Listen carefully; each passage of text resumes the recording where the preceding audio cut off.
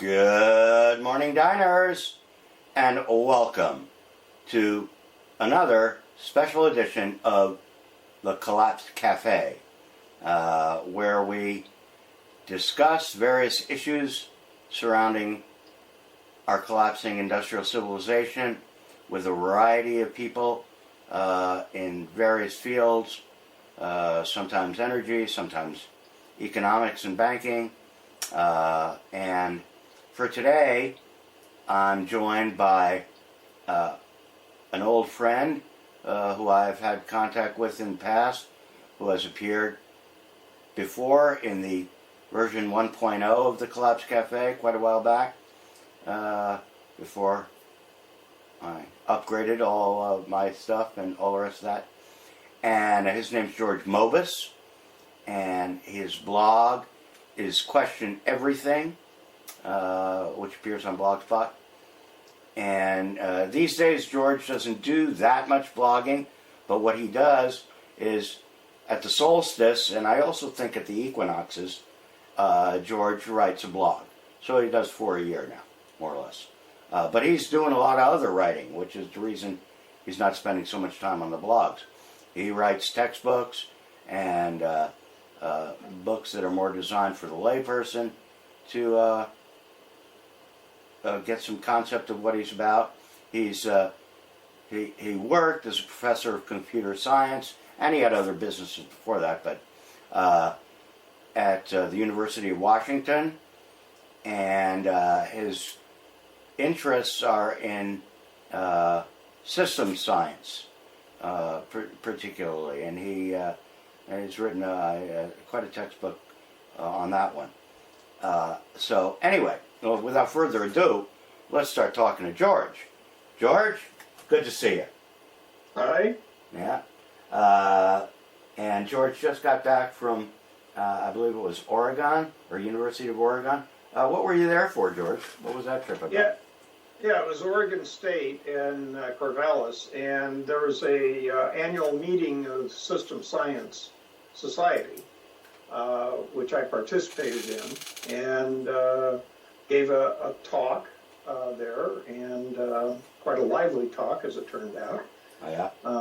I always managed to rile somebody. That's good. But it was quite good, quite good. I pride myself on riling people all the time. What do you call it? About how many people were in attendance for your lecture? Oh, for the lecture, there were probably about 35 to 40. There were about 180 total people at the conference. Okay. So system science is not as prevalent in the United States, Canada, as it is in Europe. And so since the meeting was here, a lot of the Europeans didn't end up attending. We had a number of people. Everything was recorded, though, so people in Europe Europe, Africa. We had a couple people from South Africa, and Asia. But in general, those conferences that are held here are attended mostly by Americans and Canadians. Uh-huh. There are a few South Americans. Right. Yeah. Do you get any crossover from people in other, perhaps related fields that come to these things? Yeah, actually, there are a couple of other societies that are tightly related and consider themselves generally a part of system science. For example, Cybernetics Society, the Modeling Society, System Dynamics Modeling Societies, and so forth. So those people frequently show up. In addition to that, the theme of this particular one was how we can promote systems literacy. And this is based on a couple of models. One is called ocean literacy, which is relatively new, about 5 or 6 years old, but is now being adopted by I forget what the standards are called, but the learning standards for the USA.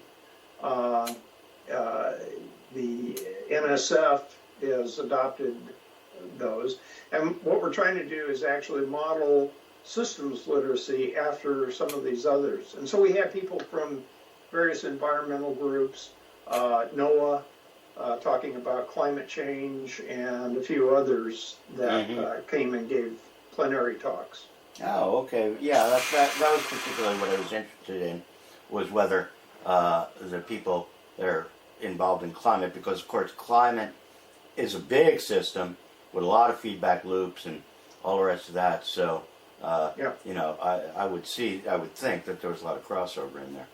All right, and so then I had to wait to do this interview with you because you were in the process of completing a book, I believe, and it's your most recent one. You did, when I was talking with you a couple of years ago, you were working on a big textbook, I recall, sort of the Bible of system science at the time, and now I caught you again in the book writing phase. It's like you're never not writing a book, George.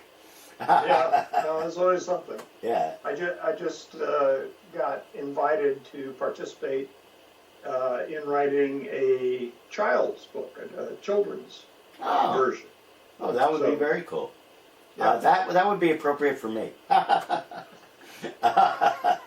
Send me a link to that one when you get it published. Okay. So anyway, all right. The most recent book, though. Give us an overview of it. What topics did you address in there, and you know, what motivated you to write it? Who's it aimed at? All that sort of stuff. Okay. This book is an attempt to answer the big question as to why in the hell are we in the predicament that we're in. If society is going to collapse, we have to understand why, because it's mostly on us. This isn't something nature is doing to us. We're getting feedback from nature that says, you're doing something really wrong, humans, and you need to get your act together or else. So that leads to the whole collapsing. What the book attempts to do, though, is to look at human nature from the standpoint of why do we make the kinds of decisions that we do that lead to such pathetic outcomes. And it focuses on the whole concept of wisdom as a psychological construct. There's quite a rich literature in the last couple of decades on the psychological study of wisdom. But I wanted to go deeper and think, my background led me into brain research. And so I spent a great deal of time looking at the literature on brain functions and came across the idea that we call ourselves Homo sapiens. Sapiens means wise. So man the wise is the Latin, or what the Latin means. And I looked at it and said, wait a minute, there's nothing about us that is wise. There are lots of examples of wise people, but they're rare. They're few and far between. Sure. Their attributes are not what you run into every day. No, a very small percentage of the population. Actually, a very small percentage of the population at any given time you might consider wise. I mean, you know, I know it's not a great measure, but IQ, for instance, you know, at any given time, by definition, 50% of the people have an IQ below 100. Okay? So, you know, when you look at the human race in totality, to all the people in all the world, you know, you say a sapient person's also got to be, you know, if they're going to be wise, they also be knowledgeable and, you know, have a lot of facts at their fingertips and all the rest of that, be able to integrate all of that knowledge. So, you know, maybe that's 1% or 0.1% of the population at any given time. I mean, it's a really tiny percentage, in my opinion. I obviously haven't done any research. It's just anecdotal from meeting thousands and thousands of people over the course of my life and reading lots and lots of material and mostly saying, this guy's an idiot. Well, it's a little more subtle. I mean, you can have very, very intelligent people who know a lot, that is explicit facts, and yet they make really foolish decisions. So the crossover is, if you find somebody who is to who you would attribute wisdom to, you'll also find that they tend to be highly intelligent. But the opposite is not the case. You can find very intelligent people who are just make terrible decisions, have terrible intuitions, and so on. So it's clearly something that's different psychologically. And I was interested in what in our evolution brought us to a point where a few of us, perhaps, I'm not making any claims for myself. This is from the research. I think you're very wise, George. My opinion. Well, we'll see if I make any really stupid comments foolish, today.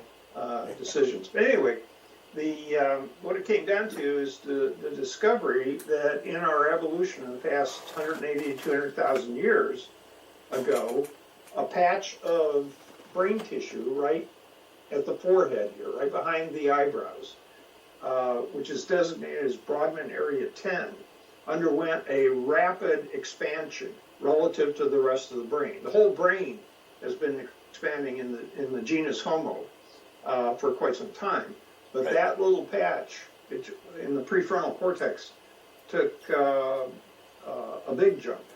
About when was that? About how many thousands of years ago?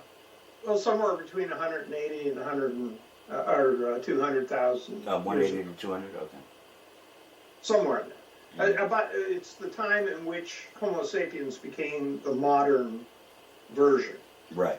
Essentially what we are today. So I just started reading more about the functions of Brodmann Area 10, and it turned out that not a whole lot was known about that, even with the fMRI studies that had been done. But I put two and two together and said, well, look, we became modern human beings right around that time. And it has to be because of the expansion of this particular area. It's the executive of the executive functions of the prefrontal cortex.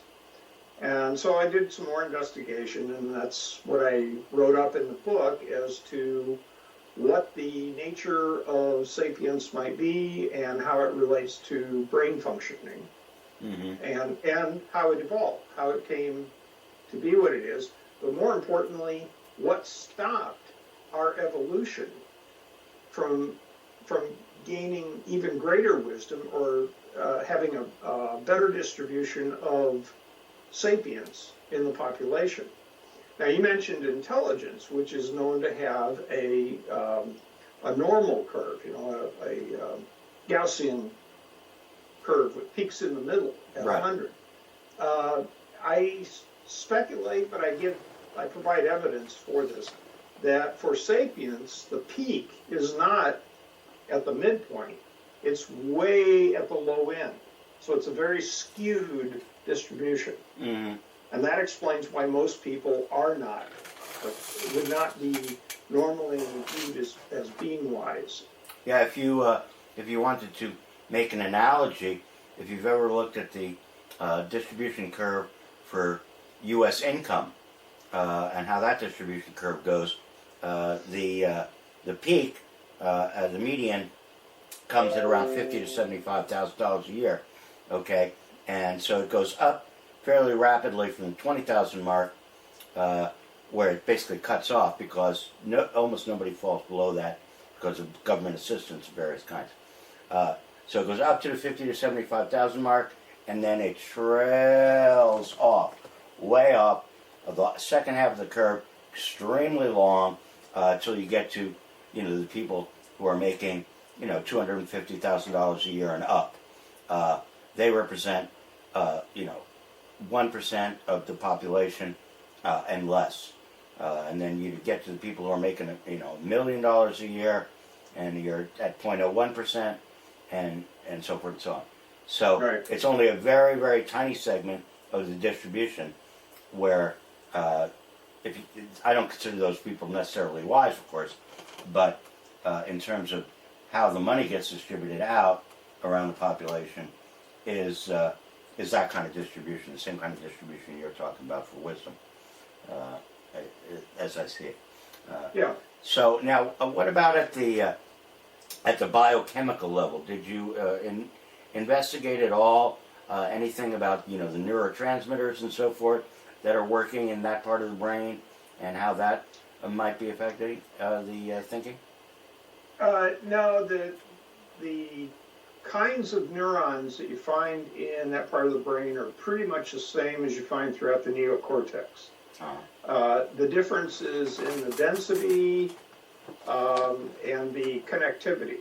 That area of the brain is connected to every other area of the prefrontal cortex, which in turn is connected to every other area of the brain. But more importantly, it actually has a direct connection with the limbic system through a cellular type called the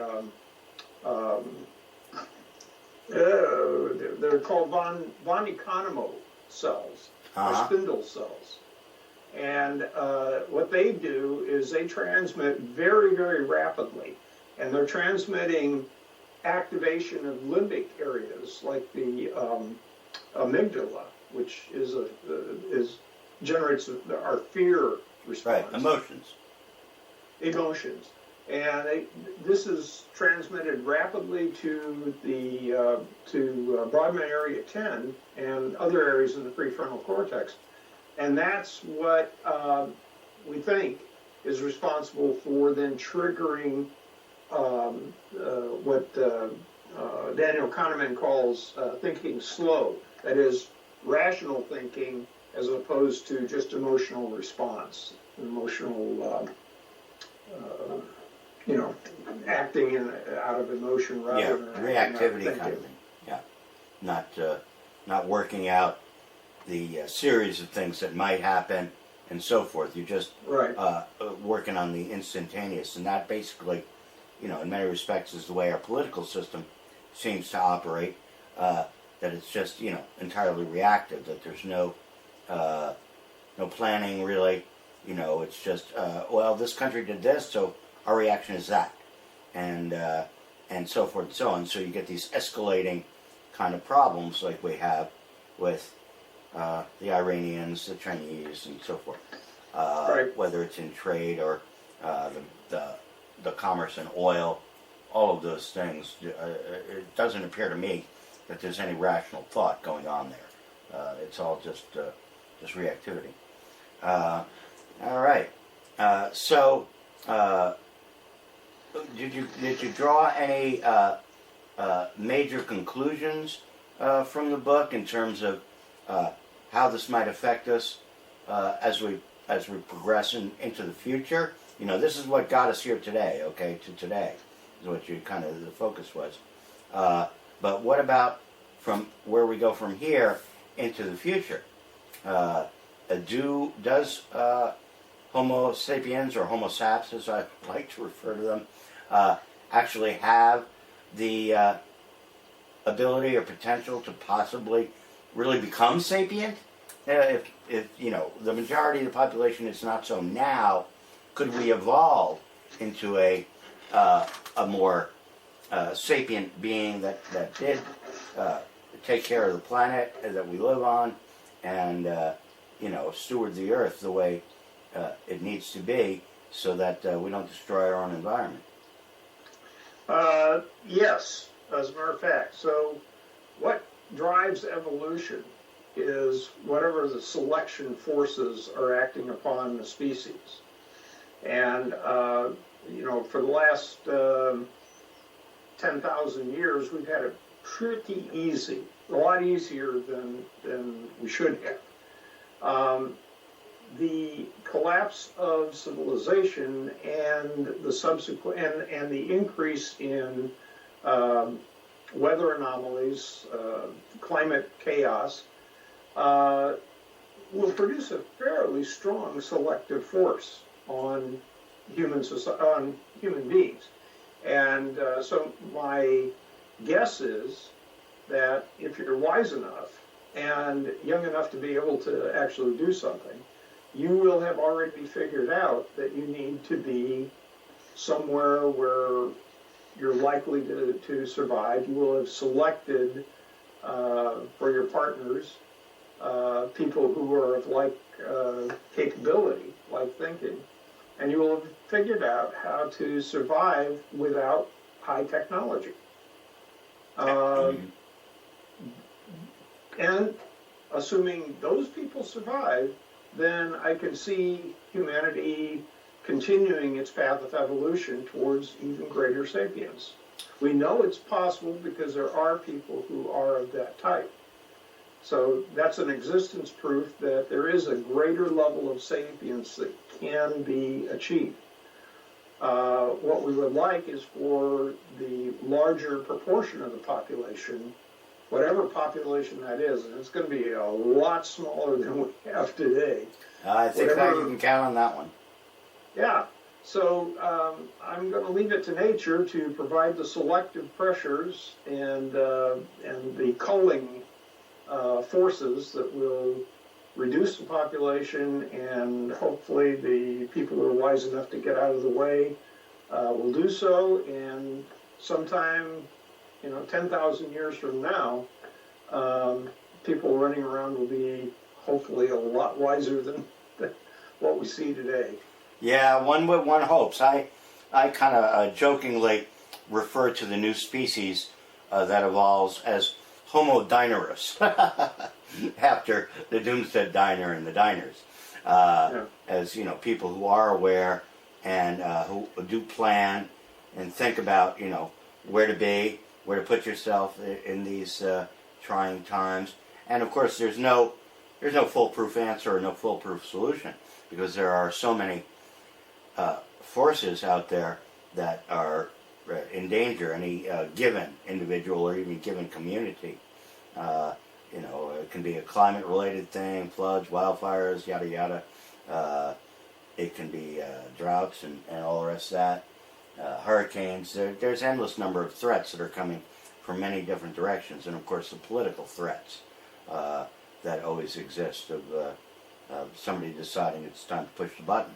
So, all of those things impact, and making a decision of where to drop your meat package while you're still inhabiting it is not an easy one to make, and it's not an easy one for people to do either, because they have to make a living and so forth in this society, and so you have this effect with some people who try to straddle both worlds. They both try to prepare for the future, but at the same time make a living within the society, and that's particularly difficult to do. So anyway, and that kind of leads me into another set of questions, which actually relate to a survey that we did on the diner around the turn of the new year, going between December and about January. The survey was open, and we garnered a lot of responses to it. We had over 650 respondents to that survey from people around the blogosphere, collapse blogosphere. So it was the people who answered that survey was not the general population. I try to make this clear to people when they tell me, well, they're survey biased because you're not looking at what the regular population thinks. And I said, yes, that's not survey bias though, because this survey is not designed to talk to the regular population. It's designed to find out the opinions and of people who are aware of all of these issues, who make it a point to become somewhat knowledgeable about them. And of course, there are all kinds. But all right, so I want to just look at a couple of the questions that we had in that survey. Let me see if I can bring it up here.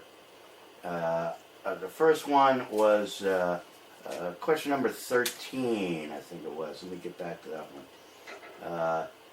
does it make a difference whether a Democrat or a Republican is elected as POTUS? And for those of you overseas or who don't read the newspapers or whatever, POTUS stands for President of the United States. It's an acronym, okay? Just to clarify that. So, George, what do you think? Democrat or Republican, doesn't make a difference. The only difference I suspect it would make is if one of the Democrats in the mainstream is elected, it might, very marginally, probably not measurable, slow the collapse down. If Trump stays in there. Yeah. It's it could accelerate the collapse. He appears to be doing that at this as we speak. But in my mind, the Democrats and the Republicans are fundamentally the same. All of them believe in capitalism, free markets, growth of the economy, all of the wrong things. They're just, and even the Green New Deal is really based on capitalistic, letting the market, the magic of the market solve the problem. It ain't going to happen. There's nothing about capitalism that is right for our ecos. It's the worst thing we ever invented. And it's ironic because I used to be a capitalist. Uh-huh. Once upon a time, when I was getting my MBA in management science and running a company in San Diego, I was full-blooded capitalist, believed in trickle-down theory and all that kind of stuff. And it's as I observed what was actually happening as a result of these ideas. And then the thoughts like, how do you expand profitability forever? There's no process in nature that even remotely resembles that kind of a logic. And so gradually, little by little, I finally came to realize, oh boy, we really screwed up. And we are where we are today because people buy into that model. So neither Democrats nor Republicans. It just doesn't matter. Even Bernie Sanders is not, Right. the so-called Democratic Socialist. Well, the issue is that there's still a lot of dream-like thinking or belief in shittle-skidding unicorns, as I like to say. You have people like Elon Musk, Jeff Bezos, and so forth, hyper-capitalists, and obviously the Earth is finite, limited number of resources, and so forth. So the logic there is, well, we're going to expand into outer space. Okay, we're going to send rockets to the moon and to Mars. We're going to build colonies on Mars. We're going to mine asteroids, etc., etc., etc. And it's this the Star Trek fantasy or Star Wars that people have been brought up with science fiction since basically the beginning of the Industrial Revolution, with Jules Verne and H.G. Wells and so forth in the early years.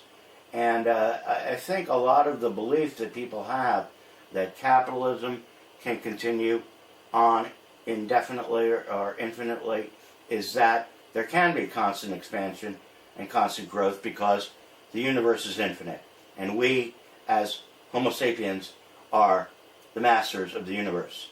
And we will be able to make this transition into a spacefaring race. Where do you see the possibilities for us getting off the planet and actually making some productive use out of even just our solar system? Forget getting out there into interstellar space. You think it's plausible? Can it happen at any time before collapse overtakes us? What? You're going to have to show me where the energy is going to come from. We live in an extremely deep, powerful gravity well. It takes a great deal of energy to boost even a small mass out of that well. And you would have, I mean, you're not going to transport millions of people off of the planet. So right now, unless somebody comes up with some really out of the box source of energy that almost amounts to a perpetual motion machine, I can't see how it's going to happen. We'll go out and we'll do stuff, but in mass and with the capability of really exploiting asteroids, I don't see it. Yeah, I'm in the same camp as you. I can't. The math doesn't work out for me on trying to get any kind of substantial population or mine asteroids and so forth for any substantial amounts of resources that we might need. There was talk about now there being lakes of water underneath the surface on Mars, and about, I don't know, maybe it was Io or one of the moons of Jupiter having a huge supply of hydrocarbons up there, and that we could suck down more stuff to burn here on Earth. But I'm like, well, how are you going to get it from here to there? So I don't buy all that stuff, but the media just eats it up. And in fact, NASA, in my opinion, plays into that with all of the constant exoplanet discovery. They've got the telescopes up there, and I'm like, yeah, we can look out there, but we're not going there. Not any time in this iteration of human beings on the Earth. All right, let me move on to another question that I think we're both interested in, which is the renewable energy question, which is another one that a lot of people who are worried about the climate, worried about what we're doing to the environment, are like, well, we need to do renewables now. If something's going to happen, if we're going to make a difference at all, and it probably should have been done, 50 years ago or even 100 years ago, but certainly by around the time Rachel Carson wrote Silent Spring and the limits of growth in the 70s, people started to really become aware. I mean, things should have been done then, and we more or less wasted the last 50 years. But okay, you can't go back and change the past. What about from here on? Can renewable energy make a difference? And can it replace fossil fuels, or is it just a pipe dream? Where do you stand on that one? It's a fairly complex issue, a problem, but let me try to simplify some aspect of it, and by posing a question. Is it possible for alternative energy sources, such as wind, solar, photovoltaic, even hydro dams, is it possible for these sources of energy to produce enough excess energy to remanufacture themselves, to support all of the infrastructure that it's going to take to keep them going? Right. And you consider all the mining operations that have to go on. You consider the infrastructure itself, as far as roads and so forth, to put these things out, and the technology that goes into them. It demands that there be a high technology support system that is capable of keeping them working. If somebody demonstrates that is feasible, then I would say, well, okay, fine. Then let's get rid of subsidies to carbon fuels and put all of that into building out some additional alternative energy sources. But in the end, think of the magnitude. I mean, we've got 7.5 billion people, or probably more at this point, on this planet, all of whom would like to live the way we Westerners live, which is going to take a considerable amount of energy. Right now, we're producing, there are different countries that have slightly different proportions here, but right now we're producing far less than 10% of our total, and that's just electric energy needs, right? With these so-called alternatives, and the operating costs are turning out to be much, much higher than anybody expected. So Spain, for example, that installed a very, very large solar grid system to supply a substantial amount of electricity. They built it out. They found very quickly that just maintaining the things, just getting the dust off of the solar panels, is turning out to be something of a nightmare, far more expensive. The installation of wind turbines is turning out to be extremely costly, and people do not factor those things in to their equations when they're trying to figure out what the energy return on energy investment is. I attended year after year. I went to the biophysical econ conferences, and where people were presenting papers about energy return on energy investment of solar versus coal, for example. And in every single case, the caveats that they had to resort to in order to, and these were assumptions that they had to make this work out right, it just didn't make any sense. So the day that somebody shows me that there's enough excess energy coming out of these alternative energy things, and on top of that, that we can switch over our economic processes to all electric and get rid of fuels as much as possible. That's the day I'll say, yes, we should move ahead with alternative energies as fast as we can. At least a World War II level effort to mobilize. Right. Yeah, and no one has done that. Right. I'm in the exact same ballpark as you on that, and just hold on for a second because I got a camera that it's got a 4 gigabyte limit that I got to override.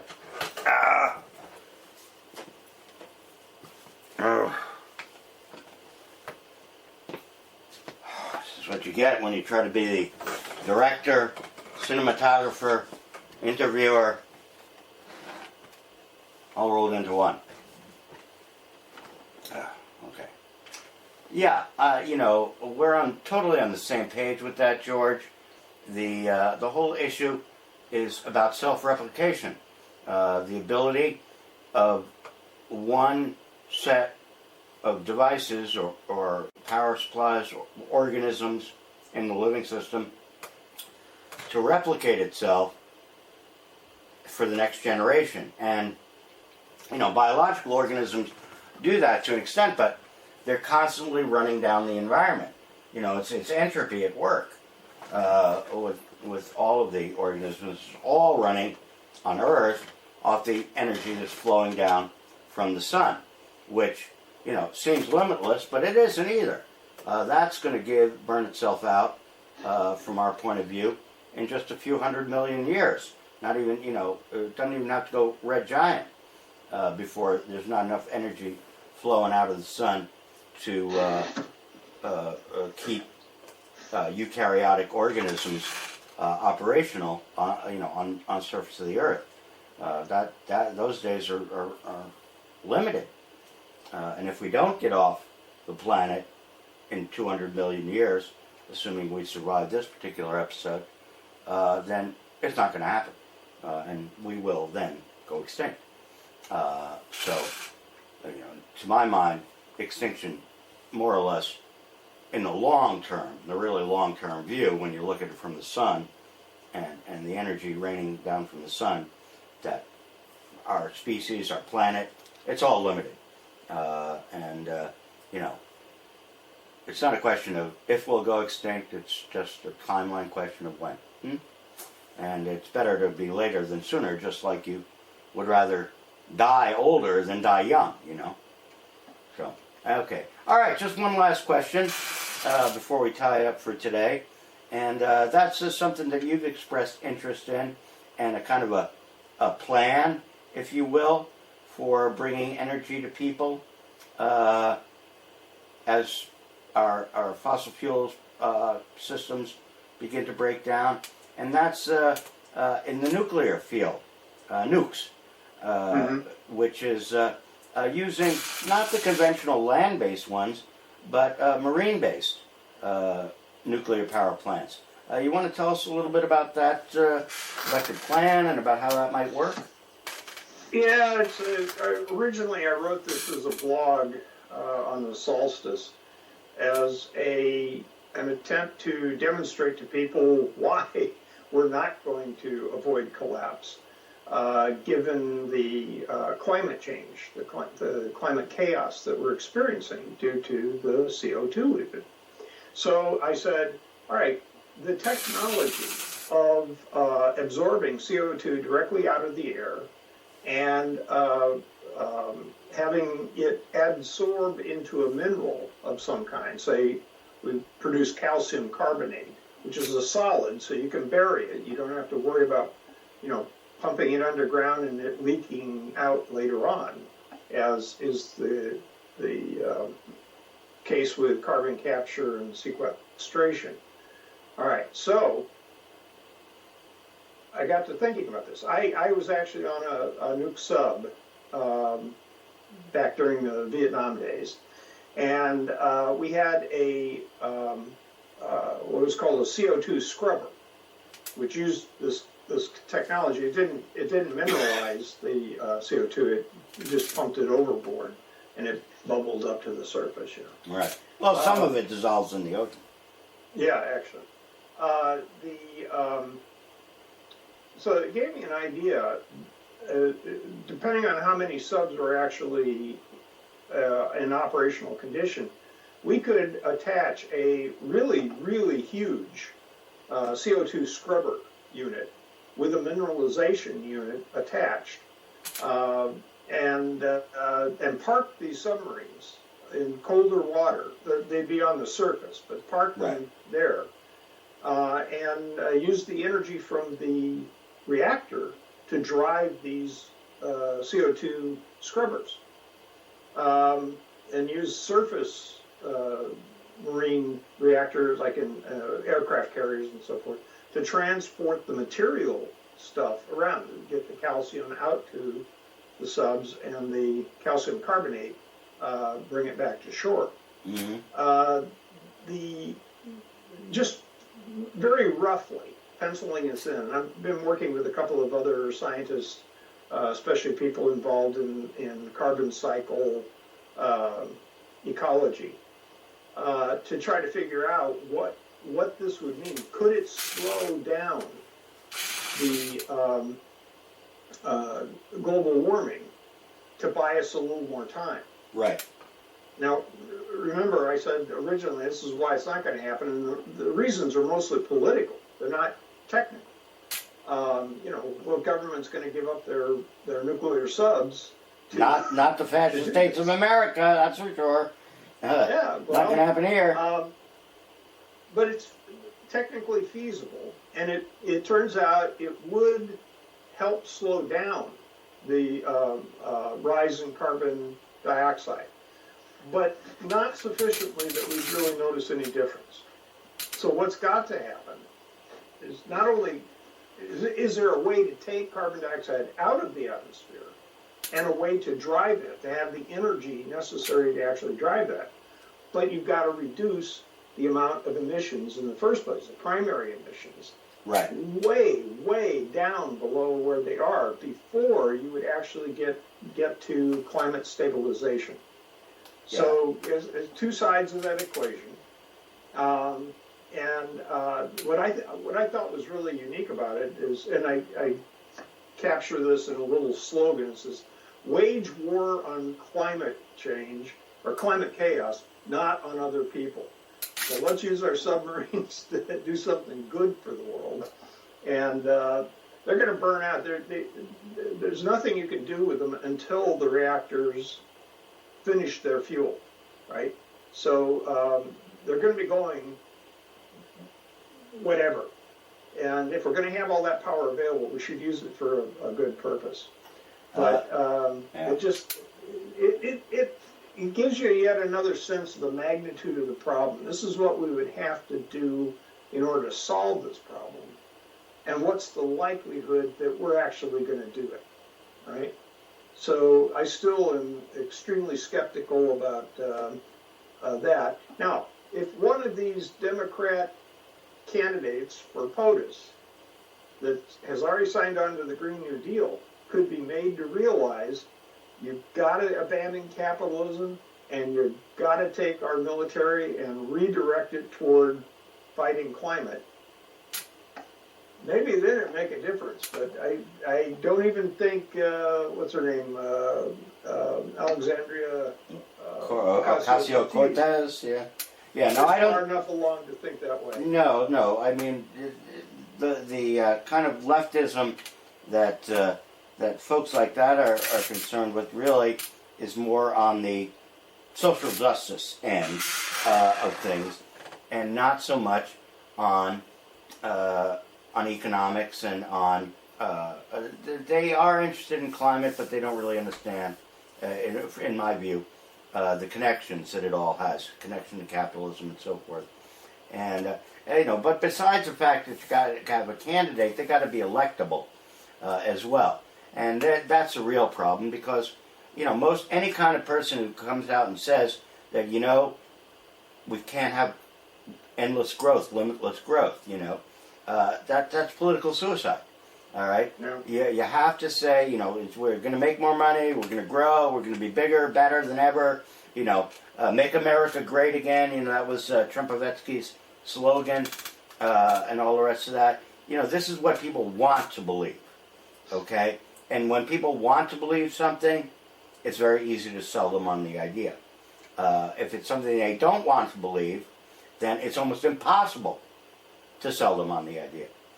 So I'm not hopeful, mainly because even if there is a very sapient, super sapient person who is out there and maybe even has $1 billion or he's one of the world billionaires, even that person isn't going to be able to do it because he's not going to be able to sell the ideas and the changes that really need to be made.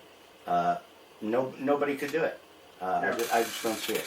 So, all right, George. As usual, or as I recall, since we haven't talked in a couple of years, it has been a very edifying conversation, and I'm glad to hear about the new book and that you keep working. George, by the way, he's now a professor emeritus, which is a fucking good job if you can get it, because he doesn't have to teach classes, but he's got an office and a computer, and he got all the perks of being a professor, but he doesn't have to do the work. But he still writes a lot of books, so he's still working, still making his wages for a good and productive cause, the furtherment of the knowledge of Homo sap. And that's all the doom. This time until next time, here on the Collapse Cafe of the Doomsday Diner. Hasta la pasta, folks. And that's a wrap. All right. Good work, George. I liked that interview. I thought it came out very good.